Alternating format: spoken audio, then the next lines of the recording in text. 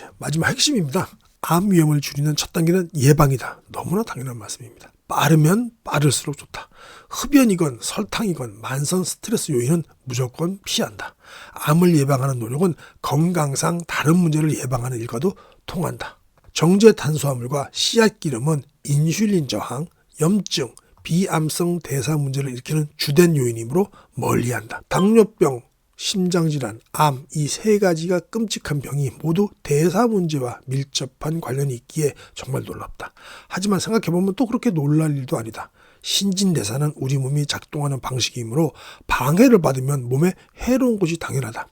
맛있는 독으로 천천히 자기를 죽이는 셈이다. 간혹 말기라는 황망한 말을 듣기도 할 텐데 그러면 사람들은 그제서야 과거를 후회한다. 그때 밥 좀 적게 먹을 걸, 술 먹지 말 걸, 스트레스 덜 받을 걸, 어차피 죽을 거, 뭐 이런 얘기 한다는 거죠. 당장 행동하자. 그때 그랬더라면 하고 후회할 때는 이미 늦는다. 안녕하세요 시청자 여러분. 오늘도 만나 뵙게 돼서 반갑습니다. 여러분의 소중한 시간을 아껴드리기 위해서 책의 핵심론만 쏙쏙 빼서 전달해드리는 건강 스케치입니다. 재미없지만 MSG도 살짝살짝 나름대로 치고 있습니다. 오늘 소개할 책은요. 내가 의대에서 가르친 거짓말들. 지은이는 로버트 러프킨 교수님, 박사님이시고요. 펴낸 곳은 정말 중요한입니다. 오늘은 두 번째 시간인데요. 암에 대해서 어떤 거짓말을 의대에서 가르치셨는지 알려주셨는데요. 요거 아마 굉장히 중요한 내용입니다. 한번 보도록 하겠습니다. 서론이 길면 뭐다? 혼난다. 바로 본론으로 들어가도록 하겠습니다. 8장입니다. 암 거짓말. 암이란 대개 DNA 손상이 누적돼 생긴다. 거짓말이라는 얘기입니다. 우리는 전부 다 DNA 손상으로 알고 있잖아요. 아니다라는 얘기입니다. 암이란 무엇인가? 암은 세포가 통제할 수 없이 증식하는 상태다.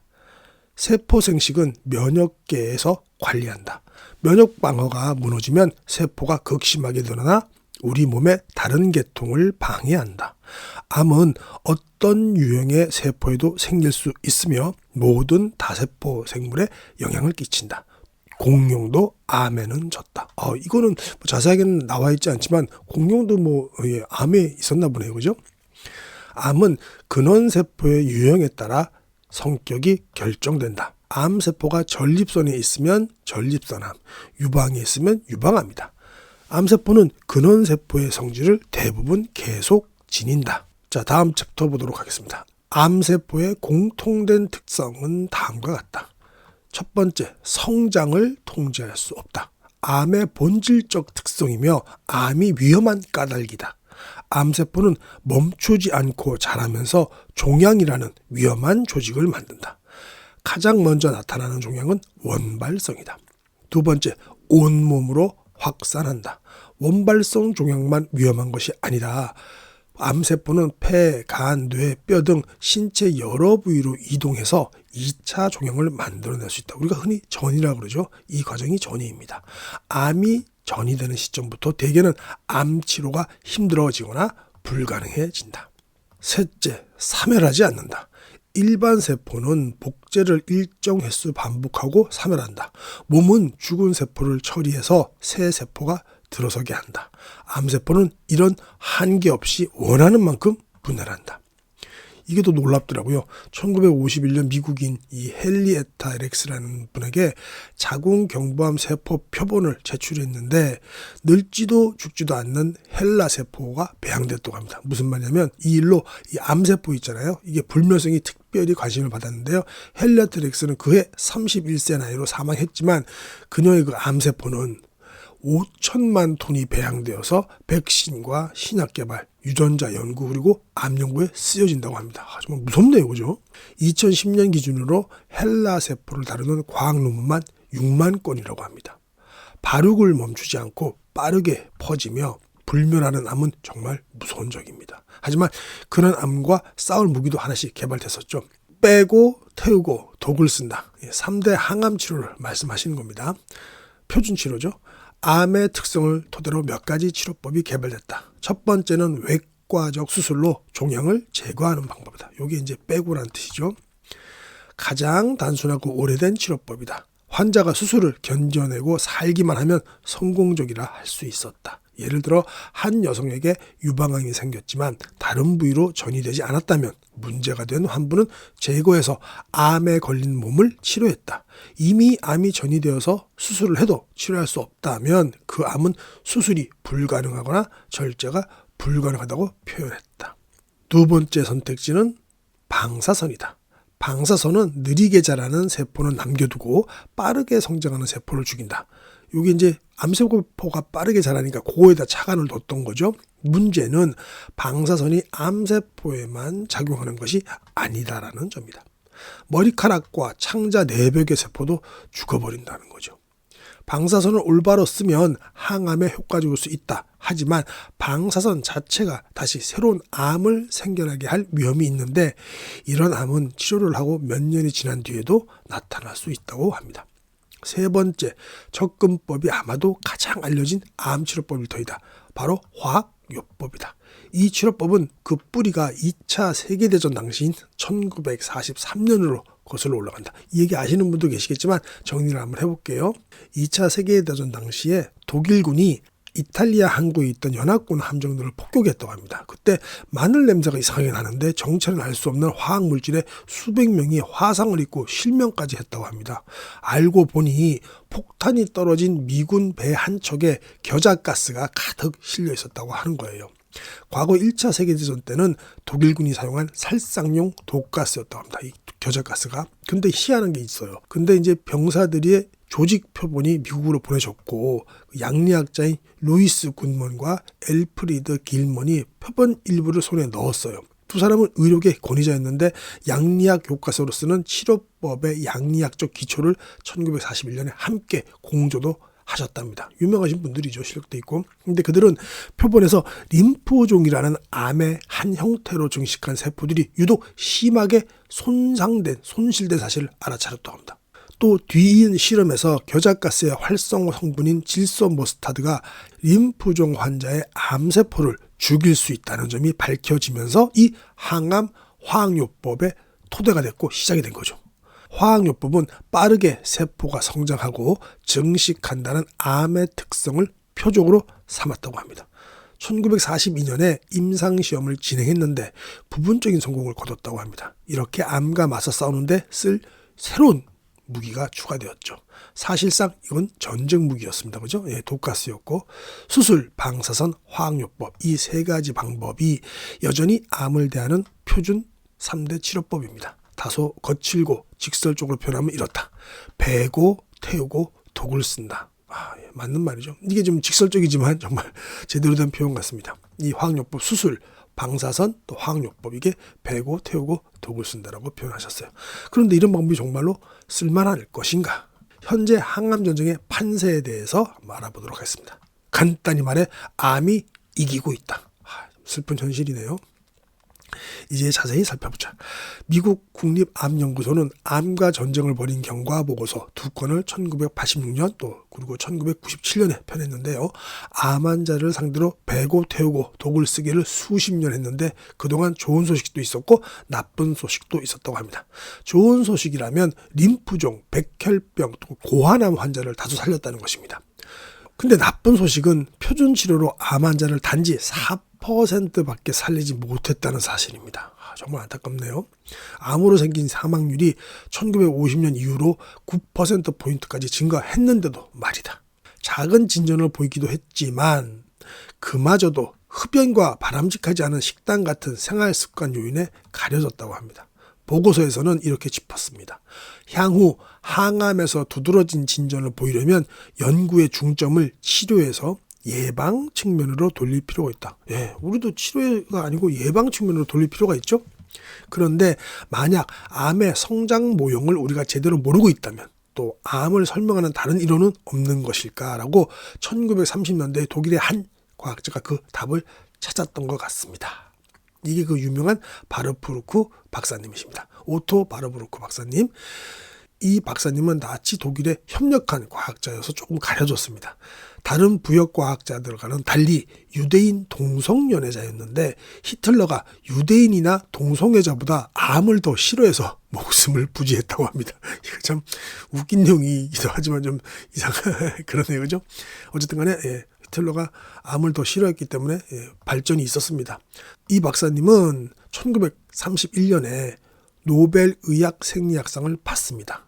그게 뭐냐면 대사작용, 특히 세포 호흡의 핵심 기전을 찾아낸 공로를 인정받았다고 합니다. 이게 지금 중요한 겁니다. 세포 호흡. 그의 이런 발견이 암과 관련해서 중요한 까닭은 이 기전이 암세포가 포도당을 대사하는 방식에 관여하기 때문이라고 합니다. 여기서 잠깐 그 생명의 역사를 되짚어 보겠습니다. 산소가 적었던 먼 옛날에는 포도당을 발효하고 그렇게 대사를 거쳐서 적은 에너지를 만들어냈다고 하는데요. 나중에 산소가 풍부해졌을 때에도 여전히 이 과정은 그대로 유효했다고 합니다. 이를 호기성 해당이라고 합니다. 당을 해체하다, 분해하다라는 얘기겠죠. 하지만 세포가 진화하고 복잡해지면서 미토콘드리온이라는 구조를 얻게 되는데요. 이 미토콘드리온은 미토콘드리아의 복수형입니다. 미토콘드리아라고 보시면 되죠. 이 미토콘드리아를 이용하면 세포는 같은 양의 포도당을 발효했을 때보다 17배나 많은 에너지를 만들어낼 수 있었다고 합니다. 이 과정을 세포 호흡이라고 합니다. 바르부르크 박사는 산소가 풍부한 조건에서도 암세포가 정상 조직에 비해서 10배나 더 많은 포도당을 덜 효율적으로 해당, 당분의 방식으로 대사한다는 사실을 알아냈다는 것이죠. 이런 현상을 바르부르크 효과라고 한답니다. 1956년에 나온 기념비적인 논문 암세포의 기원에서 바르부르크는 수십 년간 연구한 결과를 이렇게 정리했습니다. 암세포는 미토콘드리아가 손상되어 발효로 전환됐는데 그렇다면 이는 암이 대사질환이라는 얘기다. 이게 제일 중요한 겁니다. 그죠? 암은 대사질환이지 DNA 질환이 아니라는 얘기입니다. 그죠? 우리 DNA로만 보니까 자꾸 딴짓만 하는 거죠. 대사질환인데 대사질환. 대사질환이라면 해법은 간단합니다. 여러분 다 알고 계시잖아요. 이 책 마지막에도 나오지만 정말 간단한 해법이 있습니다. 이런 발견만큼이나 놀랍게도 이 내용은 또 그렇게 회자가 되지 않았다고 합니다. 나치에 부역한 바르부르크 박사의 경력이 그의 사회적 평판을 갉아먹었을까? 혹은 하지만 다른 발견이 또 그의 연구 성과를 또 덮었다는 시각이 더 설득력이 있다. 그러니까 우리가 그 사람의 개인적인 성향, 좀 과거에 무슨 잘못을 했더라도 또 새로운 그 사람의 다른 좋은 면이 있을 테니까 한 사람이 어떤 잘못을 했더라도 봐주고 또 격려해주고 그런 것도 필요할 것 같습니다. 이 사람이 동성애에다가 나치에 부역했다는 이런 경력이 부각되지 않았다면 우리가 좀 더 암을 퇴치하는데 지금은 좀 달라졌지 않을까라는 생각도 한번 해보네요. 쓸데없는 생각이었습니다. 자, 책으로 다시 돌아가겠습니다. 이후 수십 년간 생물과학의 판도를 결정한 그 발견은 바로 DNA의 이중 나선 구조다. DNA하고 암 관련해서 1953년 좀 복잡한 얘기 막 나오는데 이 부분은 뭐냐면 DNA 조합은 경우의 수가 방대하긴 하나 분명 유한했어요. 반면 바르부르크 박사의 신진대사의 상호작용은 복잡한 데다가 사실상 무한했습니다. 지금 우리도 미네랄 몇 개, 비타민 A, B, C, D, EFG 이렇게 하고 하지만 사실은 효소, 몸 안에 효소가 몇만 개 있는지도 아직도 파악 안 되고 그 효소가 우리 신진대사에 중요한 역할을 하잖아요. 효소에 대한 책도 제가 출판사에서 좀 받아가지고 지금 이제 리뷰하려고 지금 대기 중인데 사실은 그런 것들이 또 필요한데 과학적으로 연구가 안 됐죠. 효소가 얼마나 중요한지 미네랄이 얼마나 중요한지 모르지만 우리는 몇몇 개 미네랄밖에 모르고 몇몇 개 비타민 A, B, C 이런 것밖에 모르잖아요. D까지. 그래서 중요한 것은 지금 현대 그게 또 성과를 내기 위해서라도 그렇고 또 기업이 하다 보니까 그 기업의 성과는 뭐죠? 돈이죠. 돈과 관련되다 보니까 중요한 이 신진대사 상호작용은 너무 복잡하고 사실상 무한하기 때문에 이건 연구를 못하는 거예요. 당장 돈 되고 성과 있는 DNA 조합은 분명히 유한하고 했기 때문에 이제까지 암에 대한 것이 이렇게 암에 대한 치료가 과정이 이렇게 흘러왔다라는 우리 박사님의 말씀이시죠. 잠시 정리했습니다. 계속 그런 얘기입니다. 보시겠습니다. 많은 과학자가 차라리 DNA를 다루는 편이 더 낫다고 여겼다. 그들은 DNA 분자 구조를 인간 건강의 만능 열쇠로 보았다. 자금과 관심이 온통 DNA 연구에 쏠렸다. 그래서 대사 관련 연구는 상대적으로 소외됐다. 이처럼 DNA에 집중하는 과정에서 암을 이해하는 새로운 모형이 탄생을 했는데 이 모형은 암의 성장, 확산, 불멸이라는 설명을 훌쩍 뛰어넘어 버렸습니다. 암의 기원을 말하는 바르브루크의 대사 이론도 무시되었습니다. 이 새로운 이론에 따르면 DNA는 삶을 사는 유기체처럼 돌연변이를 일으키는데 그런데 일부 돌연변이는 해롭습니다. 그 중에서도 세포 생식에 영향을 주는 돌연변이가 가장 위험한데 곧잘 암이 되기 때문이다. 이런 돌연변이는 체세포라는 신체 세포에서 발생하기에 이 이론을 체세포 돌연변이설이라고 합니다. 변화가 대개는 직접적으로 유전되지 않는다는 의미를 담고 있습니다. 오늘날 암의 기원을 두고 받아들여지는 가설입니다. 혹시 이 이론이 사실이라는 증거가 있을까요? 라고 했는데 그 증거와 또 증거가 아닌 것들을 분석을 했는데요. 보겠습니다. 체세포 돌연변이설의 증거. 과학자들은 암성 DNA를 집중 연구해서 전망 있는 결과를 얻었는데요.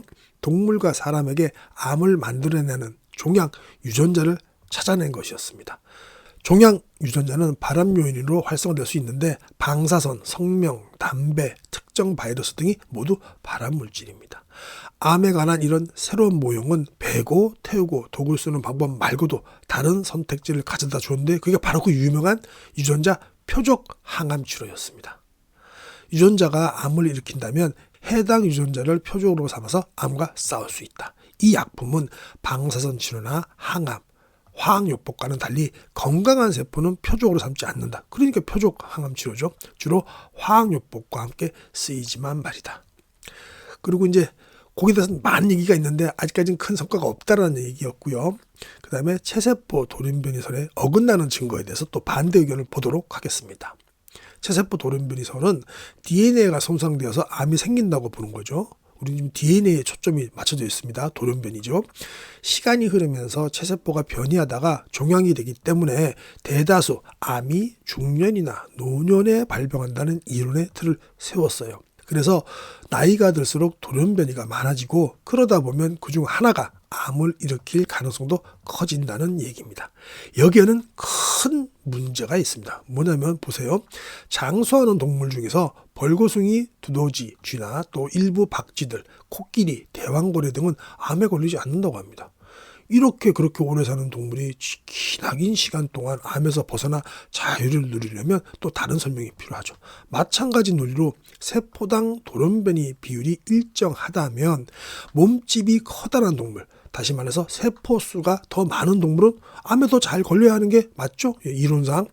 그 가설에 의하면. 하지만 몸집이 크다고 해서 몸집이 작은 동물보다 더 쉽게 암에 걸리지는 않는다. 이것이 바로 페토의 역설이다. 이 문제를 처음 알아챈 통계과학자 리처드 페토의 이론에서 나왔다고 합니다. 사실 최근에 한 연구는 수명이 긴 포유류에서 돌연변이가 더 천천히 일어난다는 사실을 보여준다고 합니다.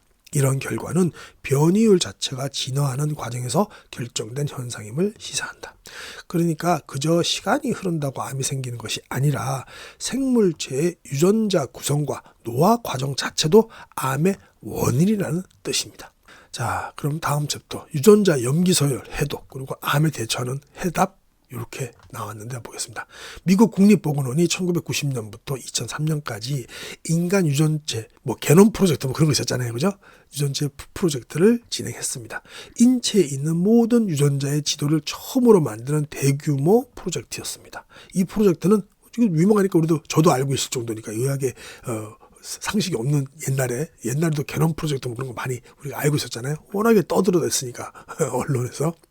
이 프로젝트는 유전병의 근원을 밝히고 관련 질환을 모두 치료할 수 있는 청사진을 제공해서 의료 서비스의 혁신을 불러일으키겠다고 약속을 했습니다. 염기서열을 완성한 결과 인간 유전자가 약 2만 500개라는 사실이 드러났어요. 언론이 대서특필해서 의학의 새 지평이 열렸다고 칭송했습니다. 저도 기억납니다. 타임지는 과학자들이 암호를 풀었다면서 알츠하이머병과 암의 비밀이 곧 벗겨질 거라고 썼고요. 2001년 뉴욕타임스도 기사를 여러 편 내보내면서 이 프로젝트의 진척 상황을 보도했습니다. 암의 주된 원인이 DNA 손상이 있다고 했으니까 이건 그야말로 엄청난 사건이었죠. 인체에 있는 모든 유전자가 어떻게 작동하는지 파악하면 당연히 유전자 치료가 어디를 겨냥해야 하는지도 알게 된다는 의미였죠. 이론상으로는 맞습니다. 그죠? 어림짐작할 필요가 없게 된 거죠. 다음 할 일도 불명해졌습니다. 체세포 돌연변이설에 따르면 암을 유발하는 그 DNA 변이도 지도로 만들어야 되겠죠. 그렇게 암 유전체 지도 계획이 TCG입니다. 줄여서 암 유전체 지도 계획이 첫 발을 내딛었다. 이걸 만들기만 하면은 암 치료가 쉽겠죠. 이 프로젝트는 2018년에 완료될 때까지 33종이 넘는 암 유형을 분석해서 마침내 암의 유전적 작용을 밝혀냈다. 이 자료를 토대로 암을 진단하고 치료하고 예방하길 바랬습니다. 발암 유전자를 골라내어 비활성화하는 명분을 만드는 것이 목표였는데 야심차고 응원할 만한 목표였습니다. 하지만 이 TCGA를 완성했을 때는 인간 유전체 프로젝트를 끝내고 맞이한 빵빠레는 없었다는 겁니다. 언론 보도는 되지 않았고요. 왜일까요? 아니었다는 거죠. 인간 유전체를 처음 해독했을 때는 암과 유전병 치료에 거는 기대가 컸는데 하지만 TCGA에서는 새로운 돌파구가 보이지 않았기 때문에 엄청나게 처음에 시작을 거대하게 했다가 끝난 거죠. 표적 치료제를 만들 만한 단순한 표적이 없었다는 게 가장 큰 핵심이겠네요. 모든 유전자의 염기설을 해독하는데 영감을 준 건 체세포 돌연변이설이었다. 종양 유전자와 종양 억제 유전자의 특정 돌연변이가 나타나서 암성 세포를 만든다는 이론이죠. 하지만 영국의 암 체성 유전 변이 자료집을 보면 암세포의 임의적 변이가 단지 몇 개에 그치지 않고 많다는 사실을 알 수 있습니다. 아마도 세포에서 무작위 변이가 충분히 일어나면 암이 되는 모양인데 문제는 355개 암에서는 변이가 전혀 없었다는 점이죠. 그러니까 이제 애초 가서부터 잘못된 거죠. 게다가 암 환자 3만 1,700여 명과 비암 환자 2만 6천여 명을 조사했더니 암 환자에게서 일어난 변이가 비암 환자에게서도 마찬가지로 나타났다고 합니다. 그럼 이제 가설 자체가 모두가 잘못된 거잖아요. 그죠? 암 유전자 표적 치료는 한두 사례 말고는 성과가 없는 듯 했다. 그래서 몇 가지 성공 사례를 제외하면 암 치료법은 크게 바뀌지 않았다. 그때나 지금이나 항암 선택지는 똑같다. 수술 아니면 방사선 치료 아니면 화학요법이다. 이 모든 연구에 집중했건만 우리는 여전히 베고 태우고 독을 쓰기만을 반복한다. 자, 이제 마지막 핵심입니다. 암 위험을 줄이는 첫 단계는 예방이다. 너무나 당연한 말씀입니다. 빠르면 빠를수록 좋다. 흡연이건 설탕이건 만성 스트레스 요인은 무조건 피한다. 암을 예방하는 노력은 건강상 다른 문제를 예방하는 일과도 통한다. 정제 탄수화물과 씨앗기름은 인슐린 저항, 염증, 비암성 대사 문제를 일으키는 주된 요인이므로 멀리한다. 뭘 피하라고요? 정제 탄수화물과 씨앗기름입니다. 얘가 왜냐하면 인슐린 저항, 염증을 만들어내고 비암성 대사 문제를 일으키는 주요 원인이기 때문입니다. 당뇨병, 심장질환, 암 이 세 가지가 끔찍한 병이 모두 대사 문제와 밀접한 관련이 있기에 정말 놀랍다. 하지만 생각해보면 또 그렇게 놀랄 일도 아니다. 신진대사는 우리 몸이 작동하는 방식이므로 방해를 받으면 몸에 해로운 것이 당연하다. 맛있는 독으로 천천히 자기를 죽이는 셈이다. 뭘 먹으면요? 정제 탄수화물, 씨앗기름. 씨앗기름입니다. 암 위험을 줄이는 다음 단계는 검진이다. 첫 번째는 뭐라고요? 예방이었습니다. 예방. 첫 번째는 예방입니다. 빠르면 빠를수록 좋고요. 두 번째는 암 위험을 줄이는 다음 단계는 검진입니다. 예방하려고 애쓴 노력이 소용 있었는지 확인하는 게 중요한데요. 대장 내시경을 비롯해서 병원에서 추천하는 적절한 선병 검사를 받는 것입니다. 검진 결과 암 진단이 나오면 항암, 화학요법, 수술, 또 방사선 치료를 받는다.